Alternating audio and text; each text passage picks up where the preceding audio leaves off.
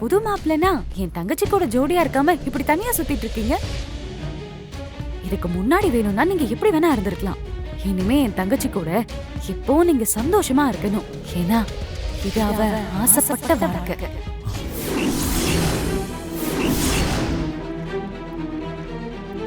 என்னங்க சொல்றீங்க? ஆமா, என் தங்கச்சி உங்க மேல உயிரே வச்சிருக்கா. உங்களை பார்த்த நாள்ல இருந்து உங்க மேல அவ பைத்தியமா இருக்கா. இந்த கல்யாணம் நல்லபடியா நடக்கணும்னு அவ சாமி கிட்ட வேண்டாத நாளே இல்ல. அவ உங்க மேல வச்சிருந்த லவ்வ பார்த்துதான் நானே இந்த கல்யாணத்துக்கு விட்டு கொடுத்துட்டேன்.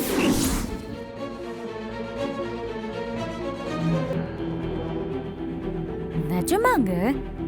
ஏன் உங்களை அவ லவ் பண்றது உங்களுக்கு தெரியாதா? வெண்ணிலா என்ன லவ் பண்ணாங்களா? என்னங்க இப்படி கேக்குறீங்க?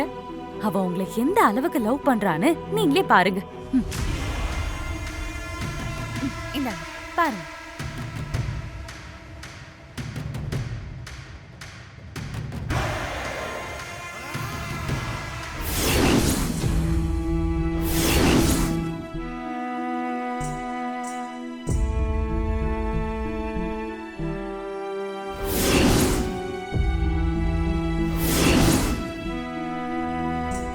இதெல்லாம் உங்களோட தானே?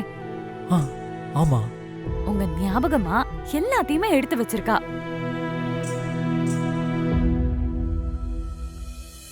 இது மட்டும் இல்ல, உங்களை எப்பெல்லாம் பார்த்து பேசிட்டு வராலோ அன்னைக்கு நைட்டு முழுக்க தூங்காம உங்களை பத்தியே பேசி புலம்பிட்டே இருப்பா. அவ உங்களை நினைக்காத நாளே இல்ல. உங்களை அவளுக்கு அவ்வளோ பிடிக்கும். நான் உங்களை கல்யாணம் பண்ணியிருந்தா கூட இந்த அளவுக்கு லவ் பண்ணிருப்பேனான்னு எனக்கு தெரியாது. ஆனா அவ உங்க மேல அவ்வளோ லவ் வச்சிருக்கா. உங்களை குழந்தை மாதிரியே தாங்குவா. அவளுக்கு அதிகபட்ச ஆசையே இந்த கல்யாணம் எப்படியாவது நடக்கணும் தான், உங்களுக்கு மனைவி ஆகணும் தான். உங்க கூட அவ ஆசைப்பட்ட வாழ்க்கைய வாழணுங்கிறது தான். அவ ரொம்ப நல்லவங்க.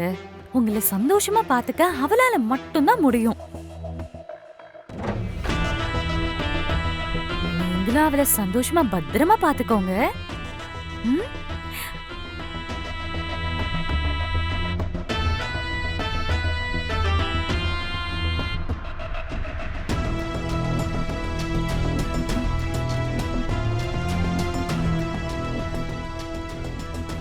அப்போ வெண்ணிலா ஆரம்பத்துல இருந்து லவ் பண்ணிட்டு இருக்காங்களா? அதனாலதான் இந்த கல்யாணத்தை நடத்தலையா?